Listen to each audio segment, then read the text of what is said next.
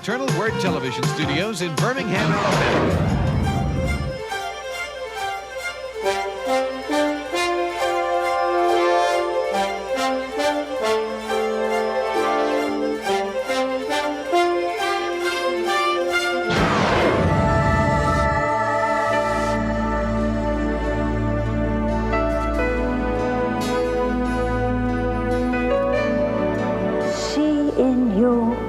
Love, the compassion of Jesus. The most glorious work of all, to praise God in His kingdom. Moved by the Spirit, one who lives in love lives in God, and God lives in him.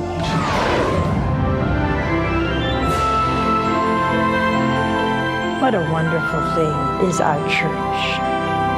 This whole network is built on trust. The essence of evangelization is to tell everybody Jesus loves you. We are all called to be great saints. Don't miss the opportunity. Well, hi there. We're alone tonight. How you like that, huh? We haven't been alone together for a long time. My golly, it's right. We couldn't find Luden's cough drops tonight. And so my friend here found a box in a cupboard in his house. And I said to him, I didn't know that Luden's cough drops was in a pink box. He said, it isn't. Turn it over. And it was yellow again. Which indicates this could be anywhere up to 50 years old.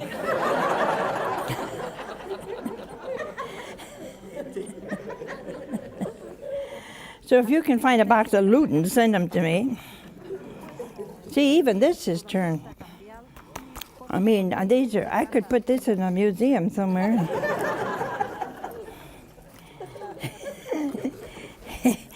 Put it up for sale. Antique Ludens. But they're good anyway. Well, tonight, I really don't know what we're going to talk about.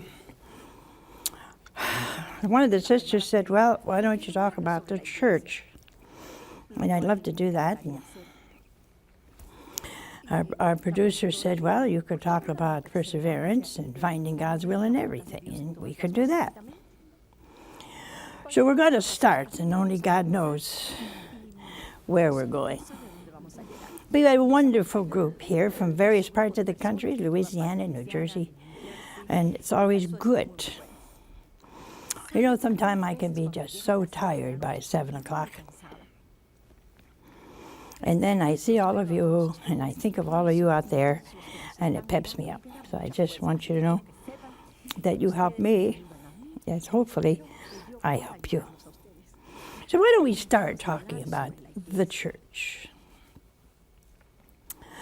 You know, the church had its birth very much like her founder, Jesus. And it's very difficult for us to understand the love of God for us because he became man. Such an inferior nature to his divine nature, huh? That's what made Lucifer fall. Lucifer was very happy with all the other angels because Lucifer was, at the time he was created, the greatest angel, the most intelligent. And we don't know how long they were that way until the Lord had to give them a test. So he explained that he would create the world, and you find you fault with that. So far, everything was inferior to them. And then he decided, he said, that he would, the Son of God, the eternal Word, would become man. Oh, now, wait a minute. You see, they didn't like that at all. And then it was revealed that his mother would be their queen. And that did it. That did it. So Lucifer begins the great debate. The great debate. And Michael, St. Michael, the great archangel, said, who is like God? In other words, God can do as he pleases. So 2/3 of the angels persevered. 1/3 didn't. So Lucifer was powerful enough, smart enough, to talk 1/3 of the angels out of heaven. Although they were not in heaven, they certainly had many of the joys of heaven. And suddenly, you know what happened? As the most beautiful angel, he became the most ugly. As one of the most intelligent, and he still is, he became hateful. Hated God for doing such a thing to him. And so 1/3 of the angels fell because they would not be obedient. And what did they really say? They really said that the eternal word should become just pure spirit. He was. Anyway, it's God. But they would not obey a man, God. To them, it was below their nature. And man is below the nature of an angel. But because our dear Lord took on our nature, weak, hungry, thirsty, sleepy, tired, we became great. See, we became adopted sons and daughters of God. Oh, we really say that because at Holy Communion, he and I are one. Isn't that great? But you know, when you look around today, you find the same problem. See, we haven't changed much. You find the same problem of nations and peoples saying to God, I will not serve.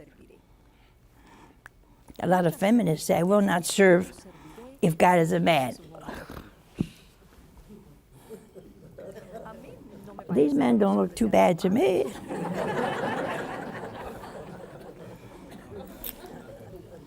I mean, what's so bad about a man that you got to go to such extent of hatred, huh? If it wasn't for some man, you wouldn't be here. Isn't that true, huh? I mean, you can't go around popping them on the head like they were nothing.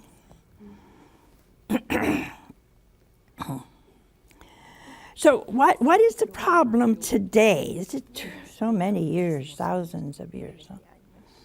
We have the same attitude. I will not serve. In other words, we test the Lord. And we say, well, if the Lord's going to do this, I'm just going to write him off. You can't do that. Where? Why? Because you're going down. Well, we don't talk about hell anymore. Well, you got to talk about it because it's a real place. I don't want you to find out if you're there. You can't wake up some morning and disown God and find yourself in hell and then say, by God, Mother was right. And that's exactly what you're going to say,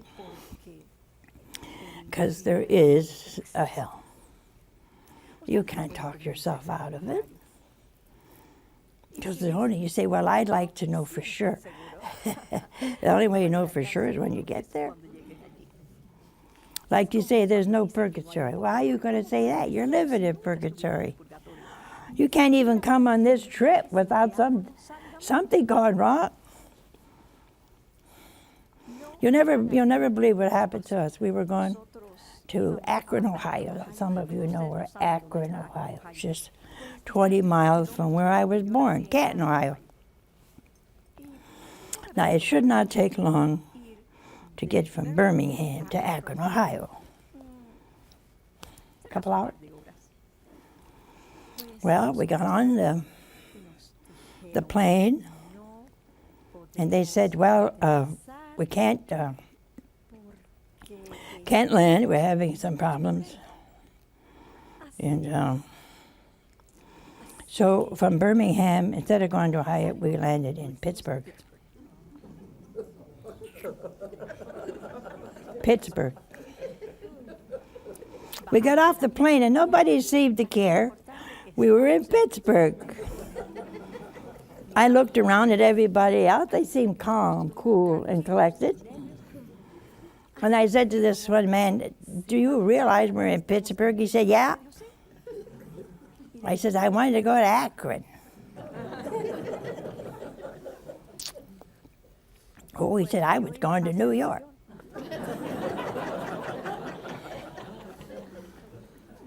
So I asked somebody else, where are you going? He said, "Toledo." I said, "Isn't it funny, we're all in Pittsburgh." So there we were in Pittsburgh, waiting for a plane to go to little old Akron Canton Airport. So we get news at the gate that plane had a little thing wrong with it. Something wrong with the engine. Little minor item. So they fixed the engine, and we all got on, but it was too full. They wanted volunteers. Well, I was going to sit there. I was not volunteering.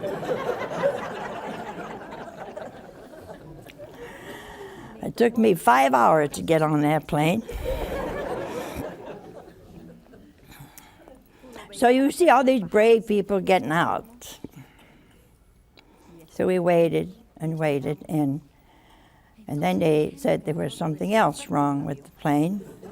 So we all got out. Now this is modern living. I paid $300 and some for that ticket. So then they announced it was getting late. We all knew that.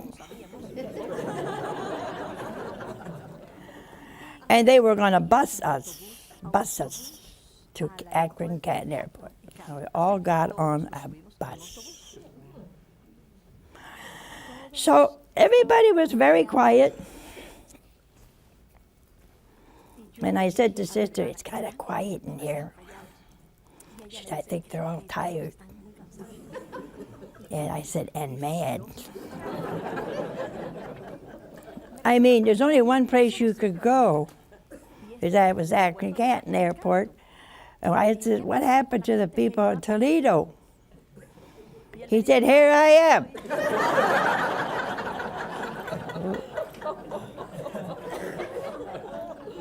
I said, "I better shut up, you know."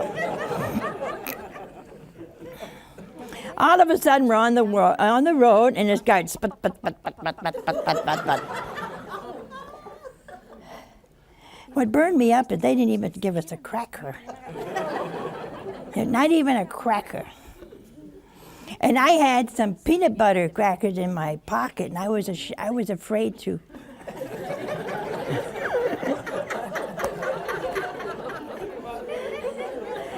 I was afraid to start eating for fear the crunch they'd all come after me, you know. Oh, dear Lord. So I went and I took that cracker and went.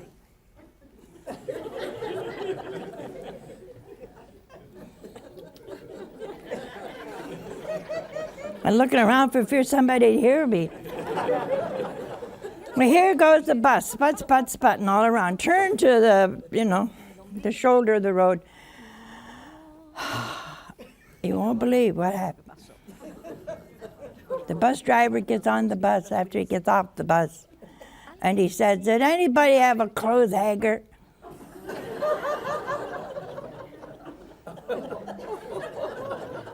I said, "A what?" He said, "A clothes hanger." You could have fixed this bus with a clothes hanger? Yeah, he said, "I can't get in the motor if I don't open it." So somebody got out of the bus, opened the big door, went through his entire suitcase to find a hanger. By this time, I ate the other cracker with all.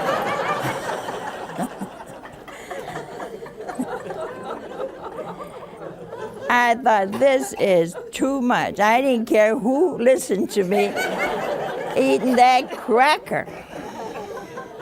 I thought, if somebody comes near me, I'm going to hit him with my crutch. Oh, dear Lord. I just kind of forget. I think they fixed the motor with this clothes hanger.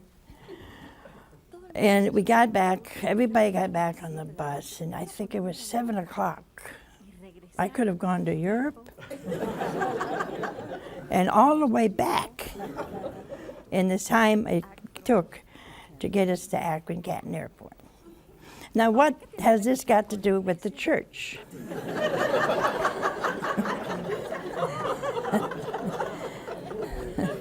Absolutely nothing. I just thought of it, that's all.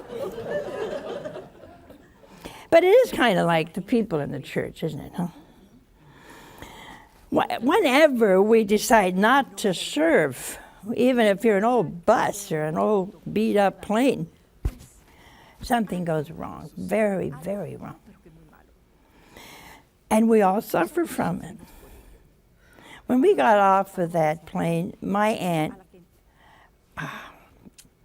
I never saw her cry, but she thought we died. We went into some mountain, we're all killed and splattered all over the mountain. I mean, she was in a basket case. So even she had to suffer because something went wrong. Now, I don't think anybody deliberately did anything, but something goes wrong, either by people or things.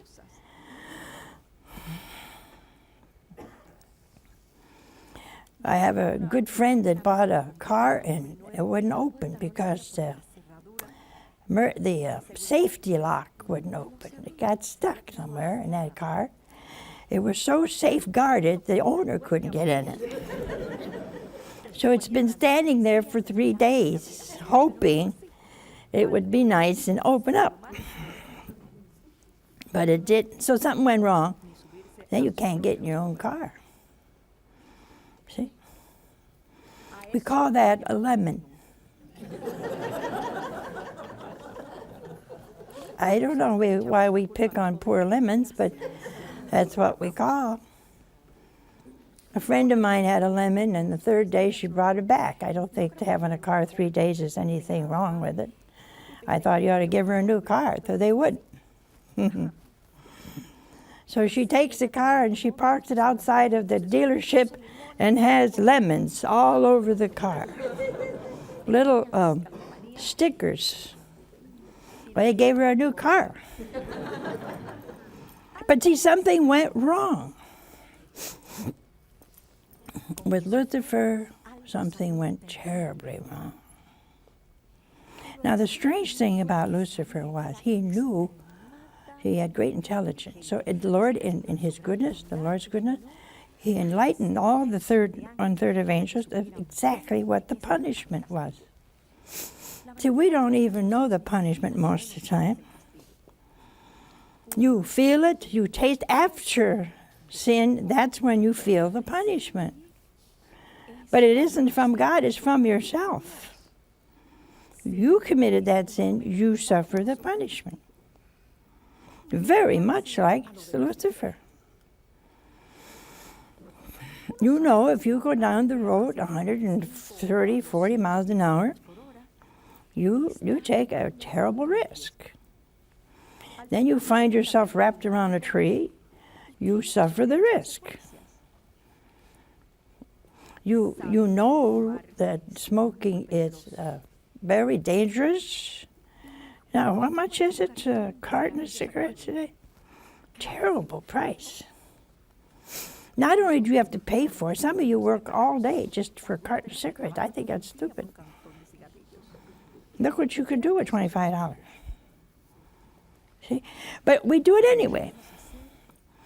So what is it inside of us? What was it in Lucifer that forced him to do something against common sense? Huh? What was it? Was it pride? I'm sure. Is it pride that makes us do something against commandments, against the will of God? But what was it really wrong with Lucifer? What was really wrong? He was jealous. Oh, no. I think he was jealous before he was proud. You see, how so? Because he wanted to be God. He was not satisfied. He was a beautiful angel. He was most intelligent and created. He was a creature of God. No. He wanted to be God. I will not serve, he said. I shall rise to the very throne of God. And today, he's doing the same thing. Exactly the same thing. When he gets after you in grave temptation and you fall, he won the battle. But when you go to confession, he lost the battle. That's the purpose of our mother, the church.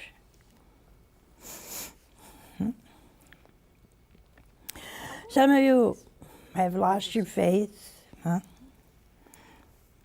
because maybe you were scandalized. You don't like the changes. I don't either. You got disappointed in the church. Somebody hurt you in the church and you left the church. But you can't leave your mother. She's your mother. I say to thee, thou art Peter. Upon this rock I will build my church.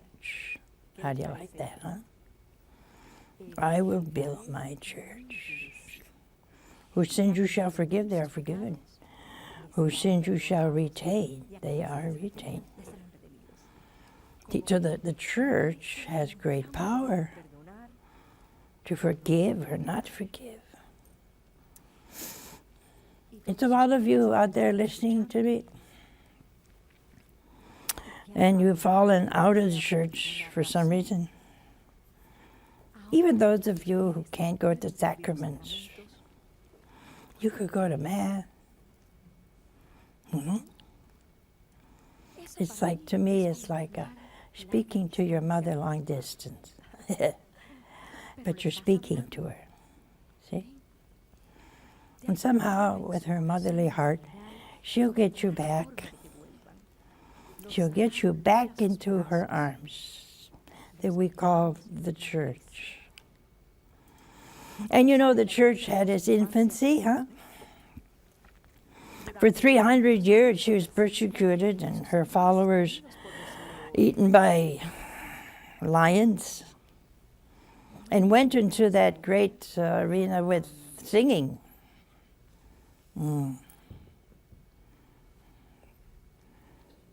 I got a beautiful letter from my mother the other day,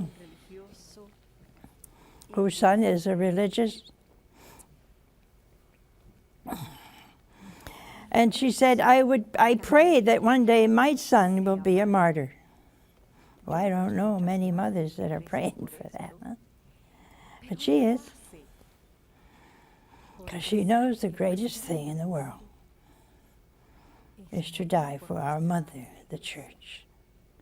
And you know, there are many martyrs today, not only those that are murdered almost every day, somewhere in the world, because they believe in Jesus. But there's the martyrdom of putting up with things that are not right.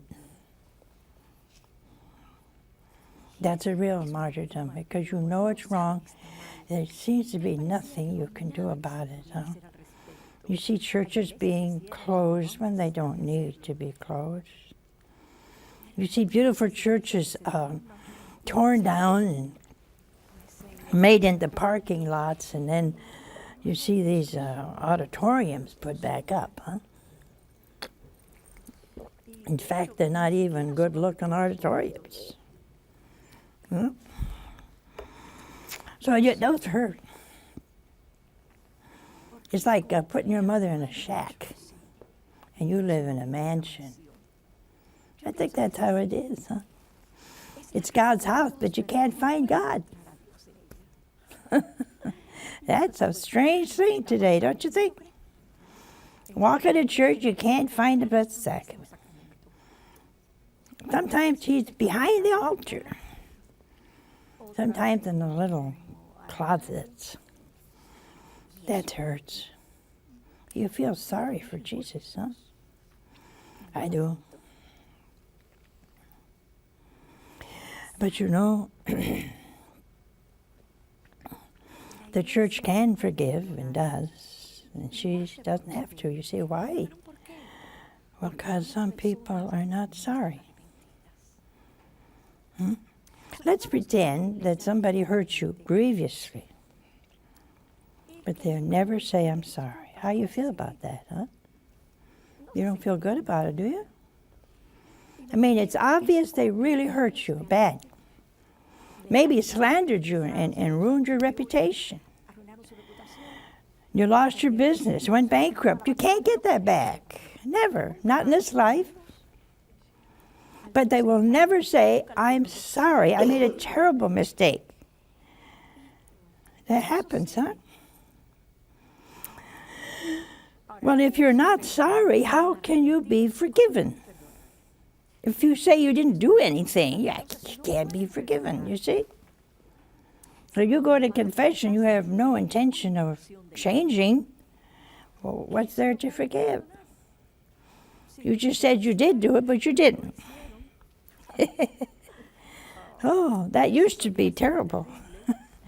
But today it's okay. So the church, remember, no matter what you've done, you can always go back and she will always forgive. Why? Because she's our mother. She's our mother.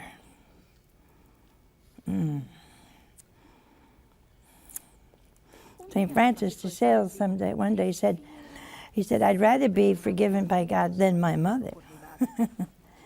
Because he knew the church is and was his mother. And so the church has had her times of great crisis.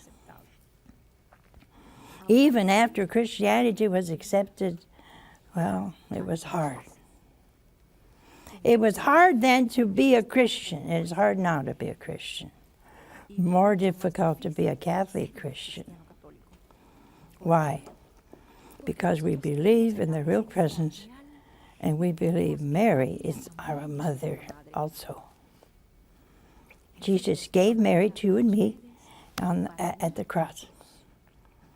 You know, if somebody's dying, you always listen to what their last words are. If you love them.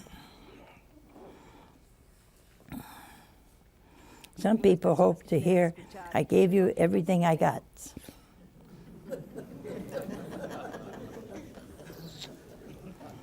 And then they say, die in peace.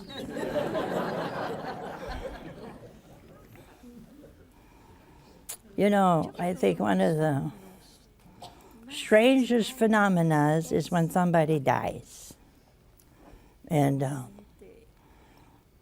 but probably we're never there except when the will is read. At that point, oh, terrible things happen. Somebody gets a dresser they didn't want, somebody wanted the dresser and didn't get it. And what's in a dresser? You could go buy five of them downtown. I want that dresser. Why? What's it going to do you?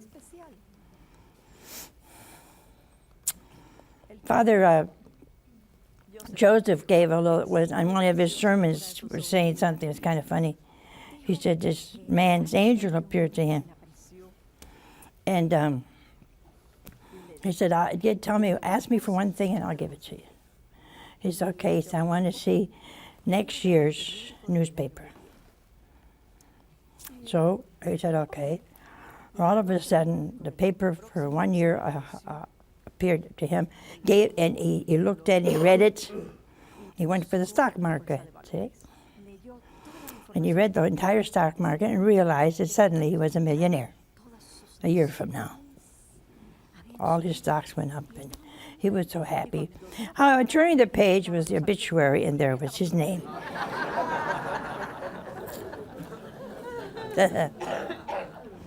So what happened to him? Nothing. You see, and this our desires are false. False. And we forfeit our lives. We're willing to forfeit our eternity for nothing. Are you doing that? Huh? Are you really in love with Jesus, and do you love the church that forgives and forgives and forgives? You don't need to live this way. Some people say, well, I want to change. I can't. There's no such word as can't.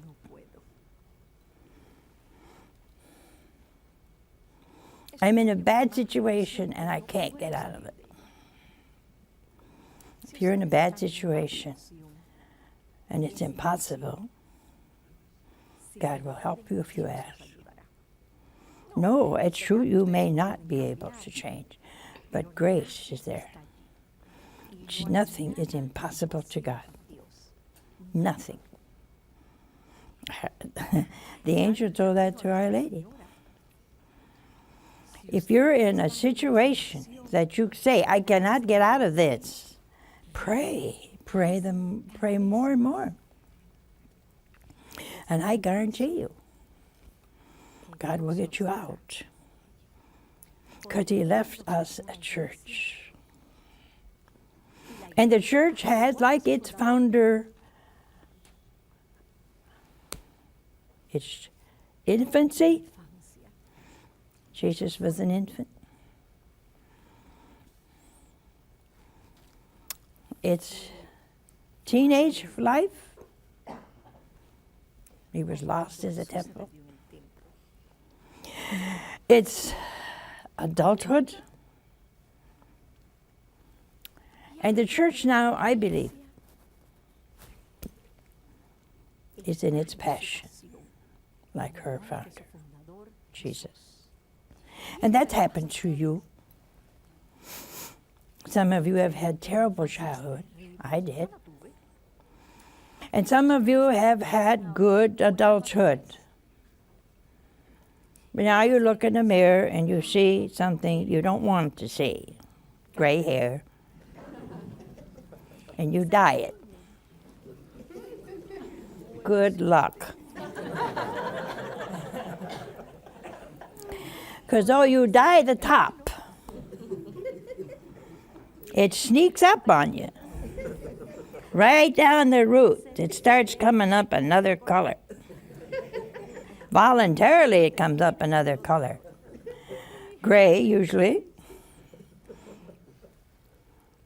They look, you got red hair. No, you don't have red hair. You got black hair. No, you don't have black hair. Because I see white coming back. Your scalp tells the truth. Your hair doesn't tell the truth. So what do? Well, we know. And you know. But you're fighting a losing battle.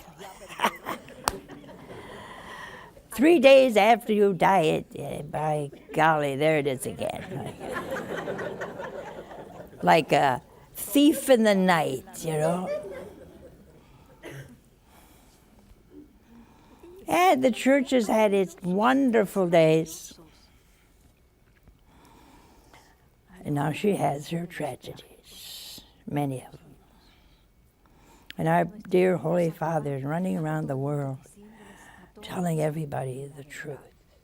He's a real shepherd. A real shepherd. Because in this day of the church, this age of the church, I think she's never suffered as much. Why? Because she doesn't, well, everywhere in the world she's hated, misunderstood, called a liar, called rash judging. She's called everything you can imagine. But she's still the church. Those within that are within could be traitors, but she's still the church. Those within could do everything possible to destroy her, but she will live forever. There are those in the world that are trying right now, as we speak, to destroy her image, but she'll always be beautiful in the eyes of the Father. There are those who want to destroy her very presence on this earth, and they will tear down her sanctuaries and give half-truths or lies, but she'll be here when Gabriel blows his horn. To some of you, she's dead, but she's never been so alive. To many of you, she's useless. She doesn't increase your bankroll. She's not feeding you. She's not doing any of these things. But she leads you to eternal life. And many of you think, well, she's never explained suffering to me. But she's endured great suffering with a joyful heart. To many, she's wounded and old, and really not of much value in today's enlightened world. But in the eyes of God, she's not only alive, but she'll be here when her enemies are gone. And so tonight I would like you very much to think of the church and go back home. Times are getting bad. I don't think any big bang is going to come from heaven and slaughter everybody. No. I don't think the end of the world is coming.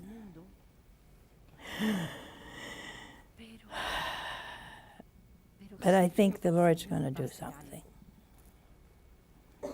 because He is the church, and the Spirit governs the church. And I think we are in dire trouble. I think we're in dire need of love, obedience, truth, compassion, and mercy. And only the church can give you those things. You can sing all you want. You can be smart as you want to be. You can be wealthy as you want to be. You can do all of these things. But I can tell you, the one thing you need is forgiveness and the church. And without the church, you cannot enter heaven. You can't. So I say to you tonight, come home. Don't wait another day.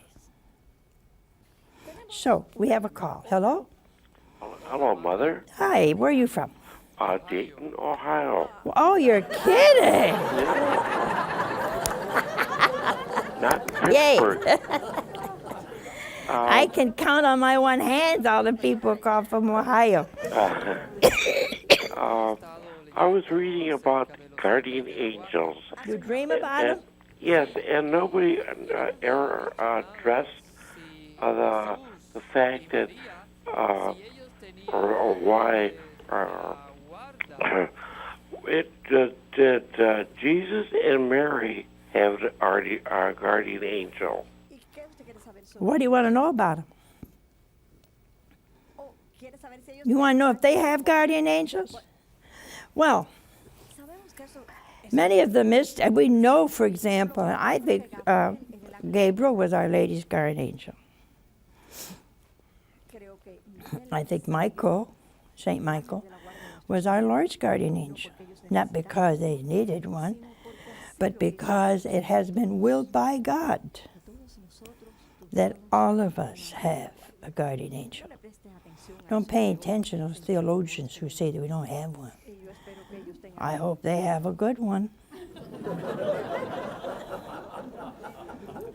I don't know who's whispering in their ears, but you all have a guardian angel. And since Our Lady was a human and our Lord became God-man, well, they had an angel too.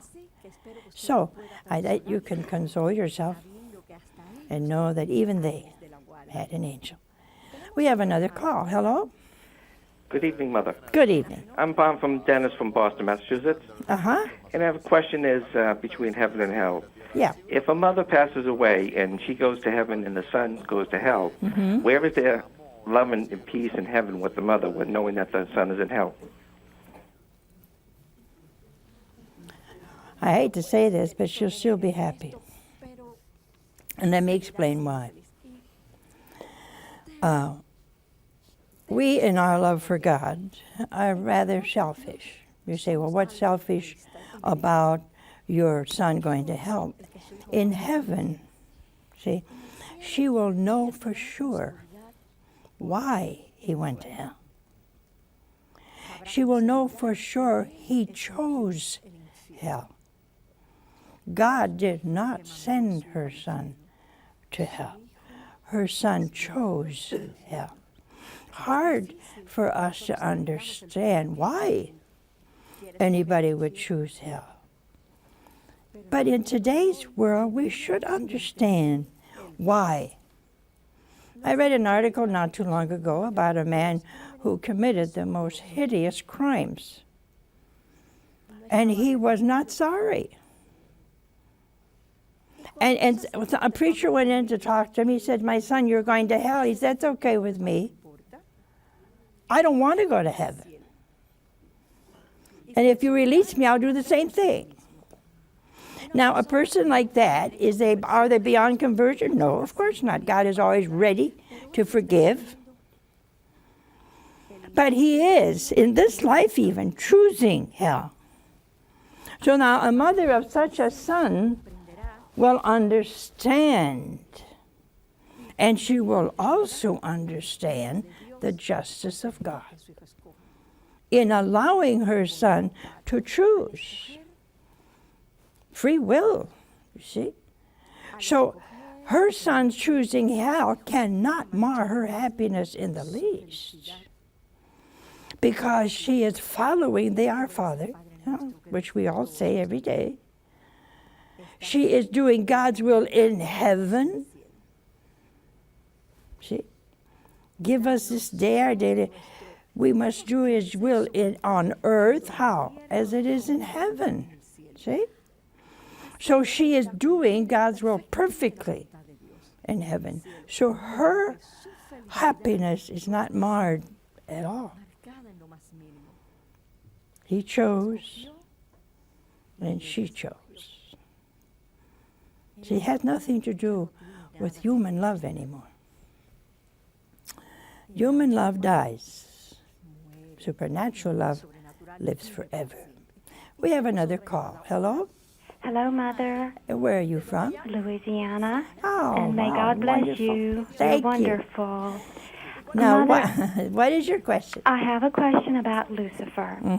If Lucifer is very smart, why doesn't he realize that he's fighting a losing battle? And what would happen if he were to ask God for forgiveness? Would God forgive him? Now there you're right and you're wrong. If Lucifer was smart, intellectually one of the greatest angel, in other words, his IQ is beyond our reach, huh? But you know, smart people do dumb things. How many of you smart people are committing adultery? That's a dumb thing. How many of you are cheating and lying? That's a dumb thing to do. If you're so smart, why are you doing that? Huh? Why are so many people in cults worshiping Satan? That's stupid. Smart in many things of the world, very ignorant of God.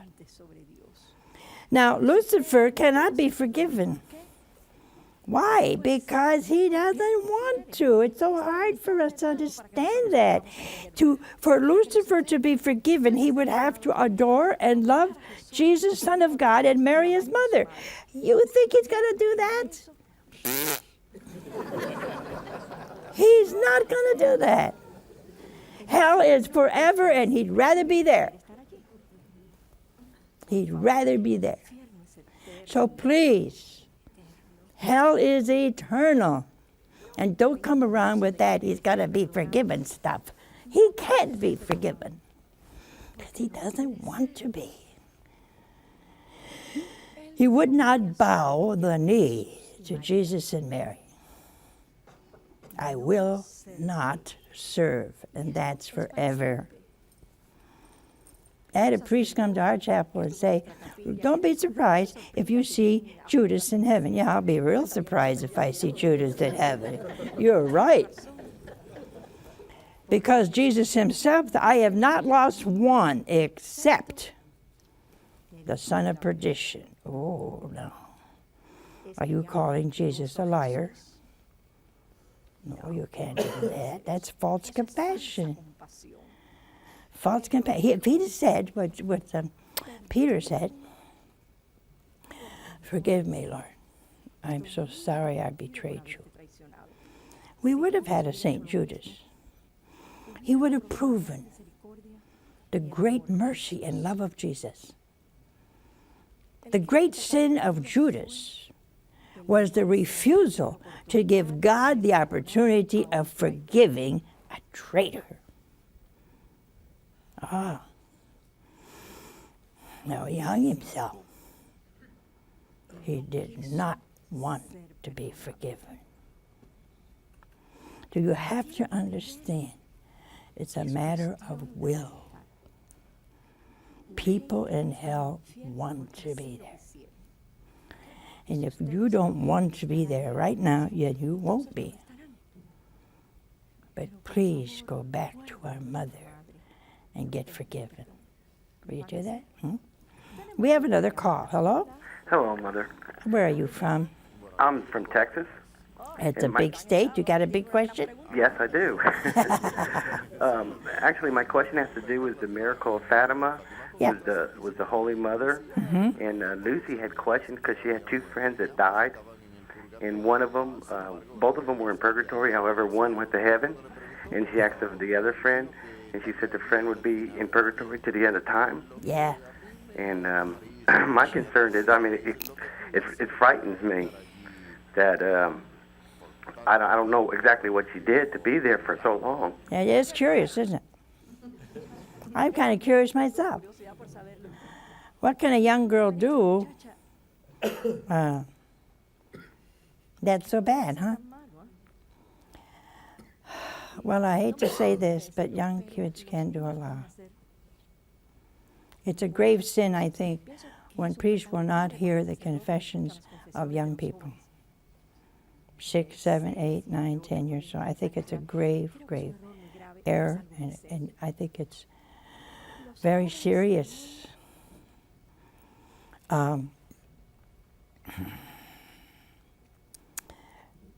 Young people today can do everything. Children 10, 11 years old are pregnant. They didn't get that way being good. See, today, personally, I think there's so much sex education in the schools. Start in first grade. I don't know why you need 12 years to figure it out, you know? 12 years. They started there, and they keep going in college. Took my mother 5 minutes. I knew the whole thing in 5 minutes. And she wasn't an orator, you know, she did it as a humble mother. What is this stuff except to destroy the mind? And to put into the mind only what will destroy you. I think young children today can do terrible things at a very young age. Now you say, why would they go to purgatory till the end of time? Because she's stubborn, that's why. Stubborn. It's going to take that long for a stubborn will.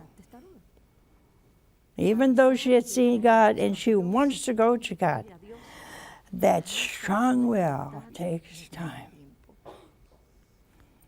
I'll be 76 in April. Just wanted to remind you. April 20th to be exact. But anyway, I'm still fighting impatient. I'll be 76, and I don't want to discourage all of you. You know, God is powerful and anything's possible. But I dream of being patient. I dream of waking up one morning and that beautifully patient Angelica. You don't believe that, do you? I want it. I pray for it. But something happens by 9, 10 o'clock. I go to chapel, I say, well, Lord, I tried. I really did. But it griped me. He said, try again. Huh? I said, okay, I'll try again. And that's the beauty of God. He never makes you discouraged. Whoever went to purgatory to the end of time is lucky. Maybe she could have gone somewhere else forever. So God's mercy, don't be afraid. No. Don't be afraid of God. He loves you. You can trust him. And so I have, 4 fingers left over here? She's always gone like this, you see. Okay, it's coming, 10 fingers. I got a word for every finger. And so the word for this finger is bye now.